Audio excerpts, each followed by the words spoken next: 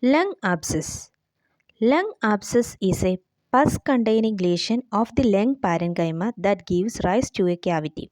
The cavity is formed by necrosis of the lung tissue. In many cases, the causes and pathogenesis of lung abscess are similar to those of pneumonia. Most lung abscesses are caused by aspiration of materials from the GI tract into the lungs. Risk factors of aspiration include alcoholism, seizure disorders, neuromuscular disease, drug overdose, general anesthesia, and stroke. The area of the lung most commonly affected are the superior segment of the lower lobe and the posterior segment of the upper lobes.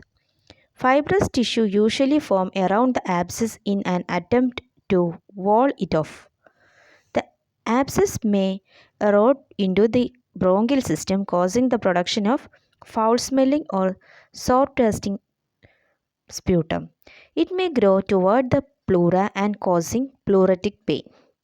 Multiple small abscesses can occur within the lungs. Infectious agents generally cause lung abscess.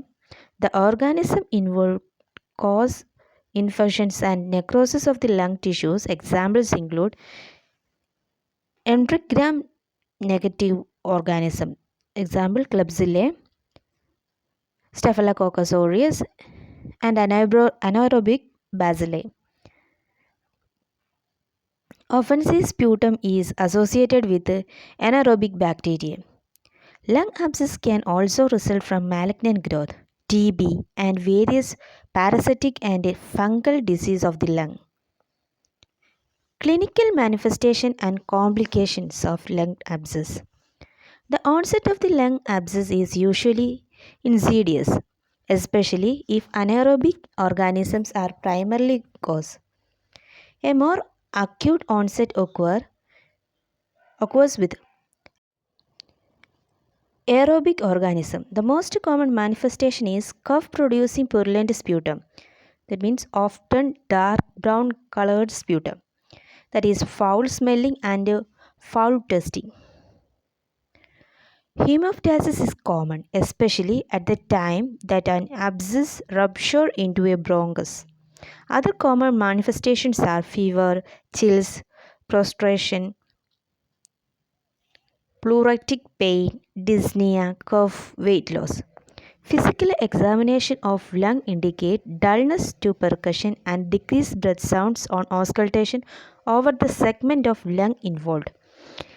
There may be transmission of bronchial breath sounds to the periphery if the communicating bronchus become patent and drainage of the segment being. Crackles may also be present in the later stage as the abscess drain.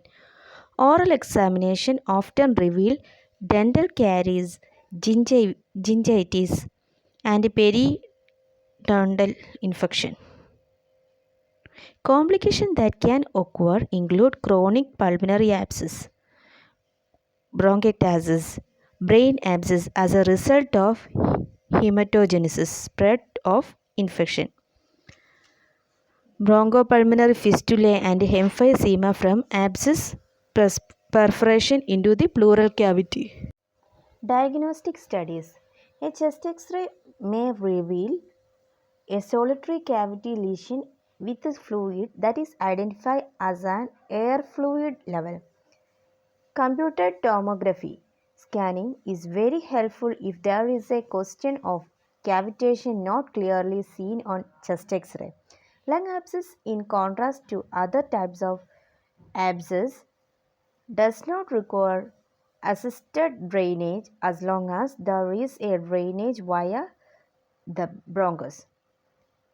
Routine sputum culture can be collected.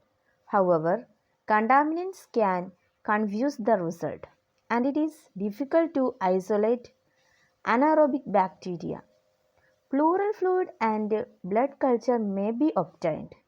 Bronchoscopy may be used in case of abscess in which drainage is delayed or in which there are factors that suggested an underlying malignancy.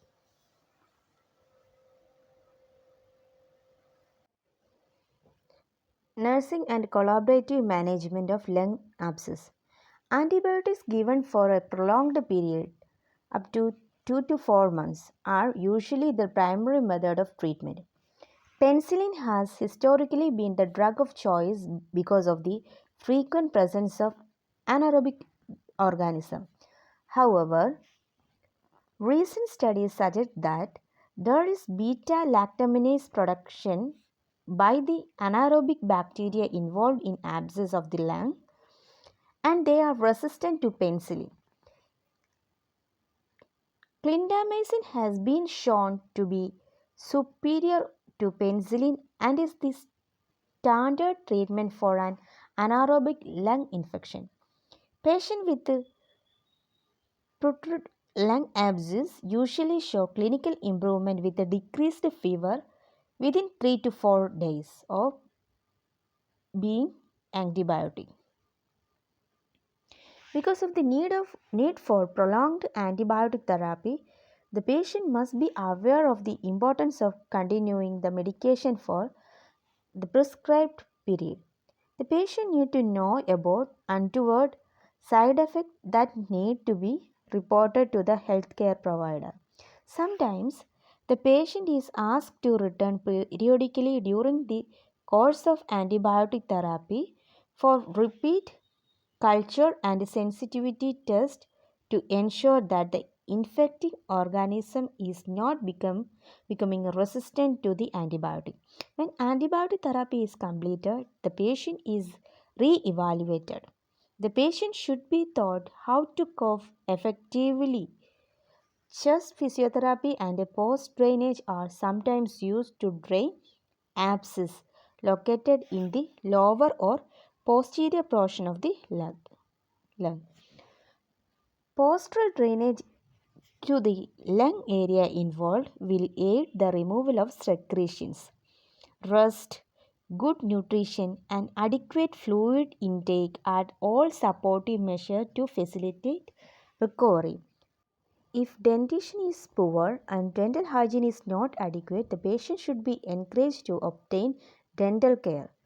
Surgery is rarely indicated but occasionally may be necessary when reinfection of a large cavitary lesions occur or to be established a diagnosis when there is evidence of an underlying neoplasm or chronic associated disease. The usual procedure in such cases is lobectomy or pneumonectomy.